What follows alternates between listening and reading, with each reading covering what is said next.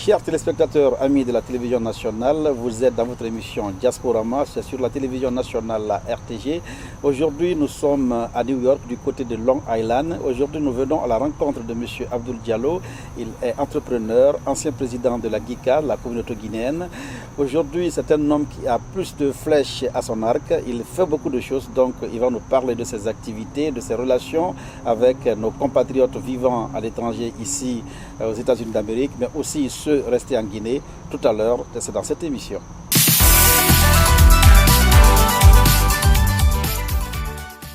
Je suis guinéen, né à Conakry, à Bessia Cité de plus précisément, à Bessia. Je suis là, je suis père de famille, marié, 4 enfants, dont 2 garçons, 2 filles. Je vis aux États-Unis depuis, disons longtemps, depuis 1993, où j'ai fini mes études et je continue à travailler dans beaucoup d'États où j'ai travaillé, bien sûr, au fur et à mesure. J'ai fait beaucoup d'États au sein des États-Unis, donc Texas, la Géorgie, la Floride. Et vers la fin, bien sûr, Tennessee, vers la fin, je suis à New York depuis 2005, où je me suis installé depuis, où j'exerce, bien sûr, ma vie professionnelle, mais aussi ma vie communautaire et associative. Monsieur Diallo, nous avons fait tout un parcours pour venir ici à Long Island, et c'est pas facile l'anglais pour moi. Donc, on a fait tout un parcours pour venir ici. Et pourquoi le choix de Long Island? Pourquoi pas New York, autre grande ville? Et Long Island, le choix de Long Island parce que, c'est à un certain niveau, il faut penser aux enfants. Les enfants grandissent un peu.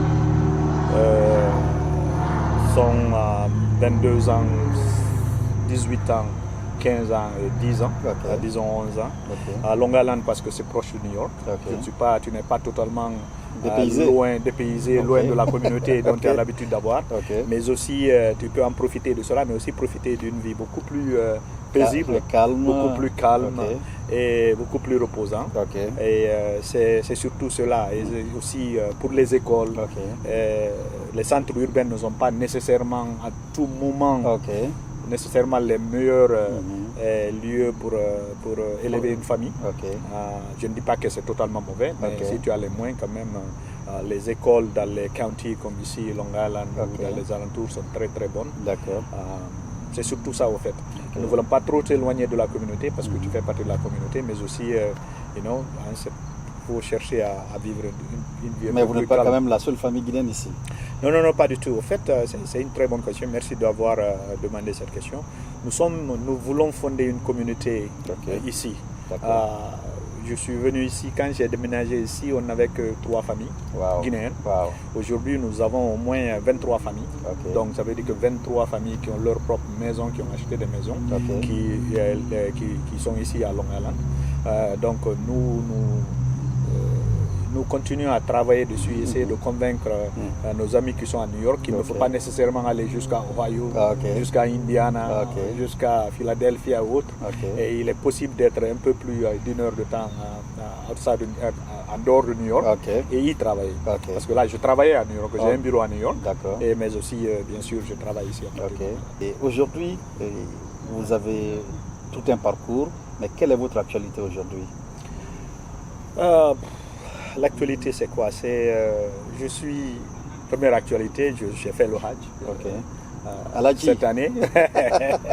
Alhamdulillah, je suis parti, Dieu m'a donné l'opportunité d'être à son hôte à la Mecque. J'ai fait le Hajj. Ma première fille a fini ses études, elle a commencé à travailler à Philadelphie. Et tout ça fait partie du plan en ce moment. Il y a l'envie de réévaluer la vie à mon âge, essayer de voir qu'est-ce qu'il faut réorienter, qu'est-ce qu'il faut faire ici, quelles sont les priorités. Donc je me vois beaucoup plus en train de chercher à développer des choses au pays et ici. Et c'est une période de réorganisation au sein de la famille. Vous savez, quand les disons, c'est une période d'incubation. Surtout ça, d'incubation, surtout dans les affaires, par exemple dans les activités professionnelles. Et l'incubation, comme vous le dites, c'est voir qu'est-ce qui peut marcher au pays, qu'est-ce qu'on peut faire ici. Et il faut réorganiser, revoir, vu les réalités de part et d'autre. Donc nous sommes l'actualité, c'est ça, c'est se réorganiser, faire une nouvelle dynamique de l'organisation, comment s'orienter de plus en plus vers le pays. D'accord. Essayer de travailler là-bas un peu. Super. Et aussi comment coordonner ça avec la vie professionnelle que j'ai ici. Ok. Et ça veut dire par là que vous n'avez plus un pied dans la communauté parce que vous avez été président? Oui, non, jusqu'à présent, une fois que tu es président de cette communauté, tu as éternellement un pied dans la communauté. Et je vous garantis que les jours ne manquent pas ou on ne t'appelle pas à cause de... C'est-à-dire que vous êtes parmi les personnes, dans la shortlist. Exactement. Une fois que tu es à la tête de cette communauté, surtout la communauté que j'ai gérée, qui était New York, New Jersey et Connecticut, tu deviens une personne ressource. Donc tu ne peux pas complètement te barrer de la communauté parce qu'elle est à toi. J'aime bien cette communauté. J'ai le souci de m'assurer que la communauté est dans de bonnes mains et vu que des bonnes choses s'y passent. Donc oui, mais néanmoins, il y a un nouveau bureau, il y a des nouveaux leaders, il y a des jeunes qui apparaissent, qui nécessairement, quand il y a une nécessité pour nous autres, les vétérans, de venir aider, les accompagner, nous le faisons. Mais par contre, nous avions préparé la relève et les jeunes sont en train d'assurer d'une façon très bonne. Donc c'est à ça. Mais quand même, le fait d'avoir un peu plus de temps me permet de penser à réorganiser ma vie professionnelle ici aux États-Unis, mais aussi me donne beaucoup plus d'ample temps de faire quelque chose que j'ai toujours voulu. C'est celui de voir comment est-ce qu'il faut évoluer au pays aussi, comment est-ce qu'il faut contribuer au développement socio-économique de la Guinée. D'accord. Et Monsieur Abdoul, partout où vous passez dans les villes ici, on parle de Abdoul, et vos activités, d'où tirez-vous cette force? Bon, il faut remercier Dieu, à tout moment, tout être humain, d'avoir eu la bénédiction de servir la communauté. Parce qu'en fait, si aujourd'hui beaucoup me connaissent ou disent du bon, parce que j'ai eu la chance et l'opportunité m'a été donnée de travailler pour la communauté guinéenne ici. Ensuite, c'est quoi? C'est la famille, le support de la famille, ma femme, mes enfants, qui réellement ont vu à moi cette envie communautaire de travailler pour la communauté, d'être très inclus dans la communauté, de vouloir faire des choses qui m'ont supporté dessus parce que c'est pas facile. Nous sommes dans un pays où il faut travailler pour survivre. Et donc, les affaires de la communauté, quelquefois, te prennent ton temps et te prennent, c'est-à-dire te l'éloignent un peu de ta famille. Donc, il faut une patience de ta famille. Ensuite, c'est l'amour que j'ai pour ça. J'aime aider, j'aime travailler dans une communauté, j'aime trouver des solutions. J'aime la vie associative et la vie communautaire des Guinéens, surtout, chose qui nous a manqué, nous, quand nous étions venus ici, nouvellement aux États-Unis dans les années. Il n'y avait personne pour vous encadrer. Il n'y en avait pas beaucoup. En 93, quand on était en Floride, au Texas et autres, tu ne trouvais pas beaucoup de Guinéens. Donc c'est à New York que réellement j'ai eu l'opportunité de mettre en valeur cette envie de vouloir travailler pour la communauté. Quel est aujourd'hui le secret de votre, je ne vais pas de votre réussite, mais de votre ascension sociale? Moi, je crois que le plus grand secret, c'est aimer ce que tu dois faire. Moi, en général, je sais qu'on cherche tous l'argent, par exemple, pour survivre et tout. Mais l'argent n'a jamais été la chose primordiale pour moi. Sinon, j'aurais déjà pris d'autres, bien sûr, professions ou essayer de continuer. Mais c'est surtout aimer ce que tu vas faire. Il faut toujours chercher à aimer toute activité dans laquelle tu t'immerges ou tu te jettes. J'aime la vie associative, je me suis mis dedans, à cœur ouvert, j'ai été. Et professionnellement, c'est la même chose.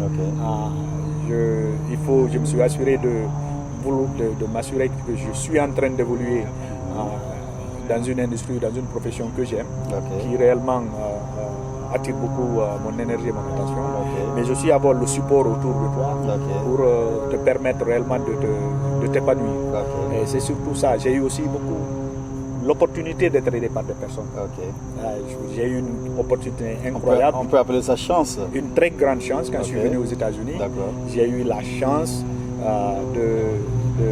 d'être parrainé par des personnes de haut niveau, des personnes à travers lesquelles j'ai pu réellement accomplir ou accéder à tout ce que j'ai eu à accéder professionnellement, mais aussi même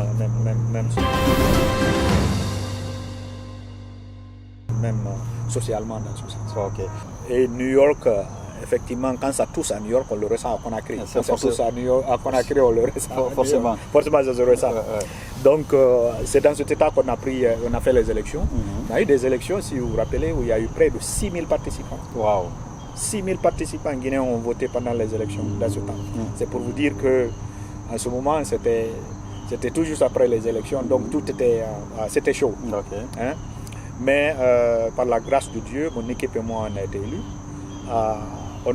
Ça a été un travail très dur. Okay. J'avais une équipe représentative de la communauté, une équipe dans laquelle tout membre de la communauté guinéenne de bonne foi qui veut réellement le bonheur de la Guinée pouvait s'y reconnaître. Okay. C'est ce qui est important. Il faut que chacun s'y reconnaisse dans le leadership qui se connaît. Et on s'est battu contre toutes les autres vérités qui tendaient à séparer, à créer des querelles, à diviser la communauté. Et pour cela, il faut se battre dans ta propre maison, mais aussi dans les autres maisons. Donc, au fur et à mesure que c'était dur de demander aux Guinéens que, quelle que soit la politique qui nous sépare, quoi qu'il en soit, nous sommes tous des Guinéens, nous sommes une famille. Hein? La politique, c'est la politique. On peut laisser ça à côté. Cela ne change rien à ce que nous sommes en famille. Nous, on est nés. Je dis toujours aux gens que je rêve d'une Guinée de Guessia. C'est pourquoi je dis toujours à Dieu, je suis de Guessia Cité 2. Vous êtes natif de Guessia? Je suis né à Guessia, Cité 2. J'ai grandi à Guessia Cité 2. J'ai joué au ballon à ce stade qui se trouve au rond-point Guessia. D'ailleurs, nos papas ont été les premiers à gratter ce petit terrain-là quand ils ont fini de faire la cour de l'aéroport parce qu'il n'y avait plus où jouer. On jouait à l'intérieur de l'aéroport. Vous savez, donc maintenant ça se passait. Donc je le disais toujours. Et pour qui connaît Guessia, Cité 2, c'est que là, voici, c'est la synthèse de la Guinée. Synthèse de la Guinée. Tous les enfants qui y sont vous parlent Malinké, Soussou, Poulard, Guerzé, Kissien, tu comprends où tu parles. Donc j'ai grandi dans cet endroit. Donc j'ai essayé de créer, de recréer ou d'essayer au moins de me battre, de créer cette même environnement ici. Donc, bref, on a réellement pu convaincre aux Guinéens qui étaient là, aux leaders, qu'il n'est pas nécessairement dit qu'il faut qu'on s'entende, il faut qu'on soit autour de la même table. Parce que si quand on t'attrapait, on ne disait pas on a pris un Malinké, un Soussou. Quand on m'appelait, on me disait oui, pour tout qui est Guinéen, on a pris un Guinéen. Et il faut que je parte là-bas pour savoir quel est le Guinéen. On avait les mêmes problèmes, on a les mêmes soucis ici. Hein? Et aux États-Unis, on ne connaît pas qui est Peul, qui est Malinké, qui est de cette partie, qui est blanc, qui est noir. C'est un Guinéen qui est appris ou un Africain. Hein? Et donc, après beaucoup d'efforts et beaucoup de doléances, nous avions quand même réussi à un certain moment à créer le calme au sein de la communauté, à faire de sorte que les proto-organismes puissent se trouver autour de la même table et discuter, se taper là-bas après qu'ils étaient tombés d'accord sur un sujet et qui s'est passé. Grâce à l'équipe que j'avais, je vous dis que ce n'était pas à cause de moi seulement, parce que je suis là, mais j'avais des personnes. C'était une équipe qui était excellente et je crois que tous les Guinéens qui sont ici le reconnaissent. Et durant nos 3 ans qu'on a géré la communauté, on a géré ça dans le calme, dans le respect, dans la compréhension que nous sommes tous dans le même bateau. Pendant votre mandat, qu'est-ce qui vous a marqué de plus? C'est surtout vous vous rappelez qu'il y avait toujours des manifestations ici, de pierre et des eaux quand il y avait les mandats. C'était honteux pour les Guinéens. Il était honteux de voir un chef d'État ou quelqu'un venir et que des Guinéens sortent, jettent des cailloux, des œufs. On a essayé d'arrêter ça. Et ça, on a pu convaincre les gens que ce n'est pas représentatif de la Guinée, ce n'est pas normal. Il faut que nous apprenions à venir poser nos doléances et ce que nous avons près des chefs et aller. Laisser la politique faire la politique. Et ça a été... On a mobilisé la communauté autour des tournois interstates qui s'est passé. On organisait les fêtes on a recommencé l'organisation des fêtes d'indépendance qui étaient inclusives, qui avait toute la communauté. Par exemple, chaque année, on avait des fêtes d'indépendance coloniale. On invitait, comment dirais-je, des artistes venant des 4 régions naturelles. Et chaque communauté, chaque région avait une performance artistique à faire. On a créé un précédent. Et on a quitté dès après un seul mandat. Parce que tenez-vous, l'ancien président était là, ça fait 20 ans qu'il était président de la communauté, ça ne fait nulle part. Donc on a créé un précédent, on a travaillé ensemble, on a vu qu'on a bien fait, on a posé les jalons, papier, tout ce qu'il y a, la légalité, tout, et on a passé la torche à une nouvelle génération. Okay. Si vous avez aujourd'hui un conseil à donner à vos successeurs, ce serait lequel? C'est surtout ça. C'est toujours d'œuvrer à chercher à créer un climat de confiance entre ce leadership et la communauté à la base. D'accord. Faire de sorte que toute la communauté guinéenne à la base, tant qu'elle soit, se reconnaisse ou se voit au moins au leadership. Parce que c'est ça, en fait, la fin. Si moi je ne me reconnais pas en ton leadership, mais il va sans dire que je ne vais pas faire grand-chose pour pouvoir partir. Ça, c'est un. Et c'est surtout en travaillant en même temps, créer la relève. Créer la relève et chercher à approcher les jeunes gens qui sont là pour qu'ils puissent s'intéresser beaucoup plus à la communauté, aux besoins de la communauté et qu'il faut partir. Et deux, c'est d'intégrer les enfants qui sont là, les jeunes qui sont là, qui sont nés ici, qui ont grandi ici, parce qu'ils connaissent le système mieux que nous. Et ça nous permet de les aider, de les introduire un peu à la tradition que nous avions, à les éloignant, mais surtout ça, parce qu'eux, ils peuvent nous aider beaucoup plus à naviguer le système qu'il y a aux États-Unis ici, que celui qui est venu. Moi qui suis né à Bessia, qui suis venu ici, il va sans dire, l'enfant qui a grandi ici doit s'y connaître plus que moi, bien que je sais beaucoup de choses. C'est surtout ça, et ne pas se décourager, et ne pas tomber dans les filets, les idéaux de tel parti politique ou de tel leader ou pas, d'avoir une vision beaucoup plus progressiste. Focus sur la Guinée. Focus sur la Guinée, focus sur tous les Guinéens en égalité quoi. Et on vient de parler de ça, mais j'ai remarqué quelque chose dans la communauté guinéenne ici aux États-Unis, c'est qu'il y a assez d'associations. Cette balkanisation, comment vous voyez ça? Écoutez, est-ce que c'est profitable à la Guinée, à la communauté? En quelque sorte, si c'est profitable, oui. En quelque sorte, si réellement on parvient à gérer ces associations comme ça se doit.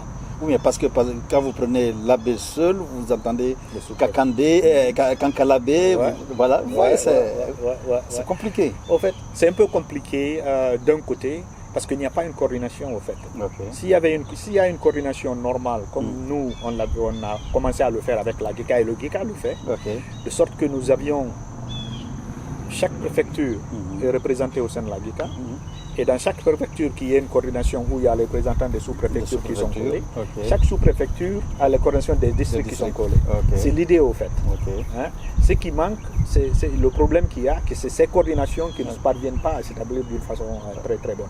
Parce qu'en fait, je vais vous dire quelque chose, c'est ces associations qui ont commencé ici, ça a commencé à la base.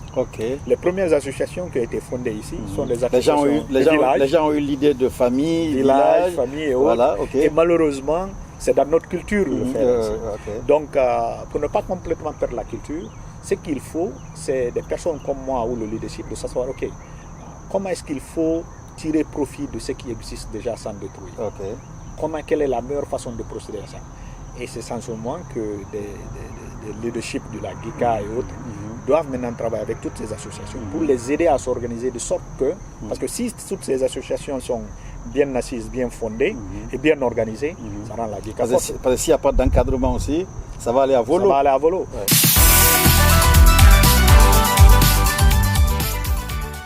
Chers téléspectateurs, vous qui venez de nous prendre en marche, sachez que vous êtes dans votre émission Diasporama. Ne tournez pas surtout le bouton car avec cet invité, vous allez beaucoup apprendre. Nous sommes toujours avec Monsieur Abdoul Diallo. Il est l'ancien président de la GICA, entrepreneur, aujourd'hui une personne forte de la communauté guinéenne. Et Monsieur Diallo, on va maintenant glisser sur vos activités au pays. Et actuellement, il ne fait pas 6 mois sans que vous ne partiez en Guinée. Qu'est-ce que vous faites en Guinée? Bon, c'est jusqu'à présent. Oui, c'est chez vous, hein, mais j'aime la Guinée. Malheureusement, il y a un dit, et les Américains disent quelque chose. You can get the person out of the ghetto, but you can't get the ghetto out of him. Ça veut dire que vous pouvez me sortir de de Bessia, mais vous ne pouvez pas sortir Bessia de moi. Ok. Je ne sais pas si je l'ai bien traduit. C'est pour dire que j'ai un attachement. Le caïman aura beau durer dans l'eau, il ne sera pas caïman. Et j'ai un attachement à la Guinée. C'est un pays que j'aime, c'est mon pays. Et c'est émotionnel même quand je parle. J'aime beaucoup ce pays. Et je vais, comme vous le dites, je passe presque 5 à 6 mois en Guinée chaque année.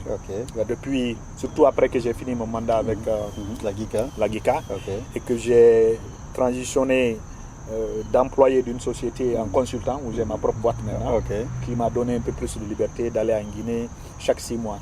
Et ça depuis 2005, 6, 7. Tout ça dans l'envie de pouvoir faire quelque chose pour le pays, pouvoir travailler là-bas, pouvoir explorer, voir qu'est-ce qu'il faut. Qu'est-ce que vous mijotez? Dites-nous. Professionnellement, d'abord ici, je suis consultant. D'abord, je vais vous dire mon background. Je suis consultant en marketing, management et l'optimisation de revenus. D'accord. C'est ma spécialité. J'ai travaillé dans ce cadre ici depuis que je suis venu, depuis 20 ans, disons. Je travaillais pour une société qui s'appelle Facebook USA, qui s'appelle maintenant The Edge, qui a été rachetée par les hôtels Accor. Donc mon background c'est dans ce sens. C'est aussi dans l'hôtellerie, le tourisme. Et en général c'est axé sur ça. Vous êtes un peu transversal. Je suis transversal, c'est dans ce sens. En général je suis dans ça, mais particulièrement le secteur dans lequel je suis beaucoup plus spécialisé, c'est dans le secteur d'autonomie et de tourisme. Tout ce qui est gestion en général, et particulièrement marketing et optimisation de revenus, dans ce sens. Donc je consulte, continue à consulter ici pour des clients qui sont au Canada, qui sont dans les Arabies et aux États-Unis ici.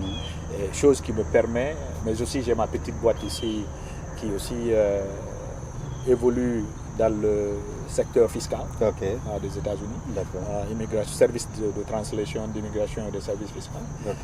Je fais ça, j'ai ma boîte où le bureau se trouve à Harlem, donc je fais tout ça en tant qu'entrepreneur à côté. Chose qui me permet d'avoir un peu plus de temps, parce que tu travailles pour toi-même, tu es consultant, d'aller me tourner vers la Guinée. En Guinée. Aller me retourner vers la Guinée, voir qu'est-ce que je suis en train de faire là-bas. Je veux évoluer dans le même secteur, le secteur de l'hôtellerie, du tourisme, le secteur de la gestion et du marketing. Je suis en train d'explorer des lieux touristiques. J'ai fait beaucoup de choses qui n'ont pas abouti, je vous dis depuis. J'ai eu des épisodes avec l'ancien Novotel, avec l'histoire que ça a fait autant. L'ancien Hôtel Kaloum, avant qu'il ne soit à l'Hôtel Kaloum de ce moment. L'ancien Hôtel Kamayenne qui est devenu PAM. Donc, en fait, tous ces épisodes avant le changement, j'étais en quelque sorte au milieu de ça pour essayer de voir dans quel cadre convaincre les personnes, les sociétés avec lesquelles je travaillais pour être là-bas et autres. Mais donc, à ce moment, j'essaie de créer un environnement où vous savez, des personnes comme nous sont très lourds. Il n'est pas facile de nous faire déplacer comme ça. Et des personnes comme nous, ce n'est pas l'argent que nous avions. Mais qu'est-ce que nous avions? C'est la richesse, c'est l'expérience que nous avions. Nous ne pouvons exporter que notre expérience vers le pays. Et si c'est le cas, c'est un peu dur. L'environnement de la Guinée ne facilite pas le transfert d'expertise seulement en Guinée. Il faut un peu... Ça, c'est l'état de l'économie, le type d'économie qui existe en ce moment. Il faut avoir les moyens pour pouvoir faire. Mais j'essaie d'évoluer dans ce secteur de consulting, surtout pour tout ce qui est lodging, c'est-à-dire logement, hôtellerie, tourisme, marketing dans ce sens. Je travaille avec certaines personnes là-bas auxquelles j'essaie d'offrir mon expertise pour évoluer, parmi tant d'autres choses, bien sûr. Vous n'êtes pas sans savoir, aujourd'hui, si les autorités actuelles avaient besoin de votre expertise, de vous, est-ce que vous allez répondre par l'affirmative? Pour aider le pays, ce serait une fierté. Absolument. J'aime la Guinée, je veux que la Guinée progresse. Et au fait, tout mon rêve en ce moment, parce que je me dis, Et moi, ça me suffit. Hein. Mon rêve en ce moment, c'est de pouvoir dire que j'ai accompli quelque chose en Guinée. J'ai établi ma société elle travaille, elle emploie des Guinéens, pour que j'ai pu contribuer au développement socio-politique guinéen, que ce soit dans le cadre gouvernemental ou dans le privé. Donc ça, c'est le rêve, c'est mon rêve, et je crois que c'est le rêve de tout professionnel guinéen qui se trouve, certainement qui est à ma position actuelle, je crois. Chers téléspectateurs, c'est sur ces paroles d'espoir de M. Abdoul Diallo, entrepreneur guinéen vivant ici en Amérique du Nord, plus particulièrement à Long Island, du côté de New York, que finit cet entretien dans ce numéro de Diasporama.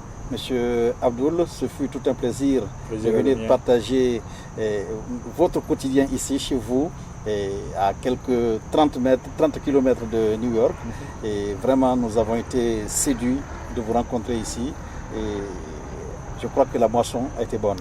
Merci à vous et merci pour tout ce que vous faites pour réellement mettre la diaspora guinéenne à valeur et à la une, et de nous avoir offert cette plateforme, de nous introduire, mais aussi de donner nos aspirations directement à la population guinéenne qui nous suit actuellement. Donc je vous dis merci et je remercie tous les Guinéens. Je prie pour une Guinée unie et meilleure. Merci M. Diallo. Merci à vous.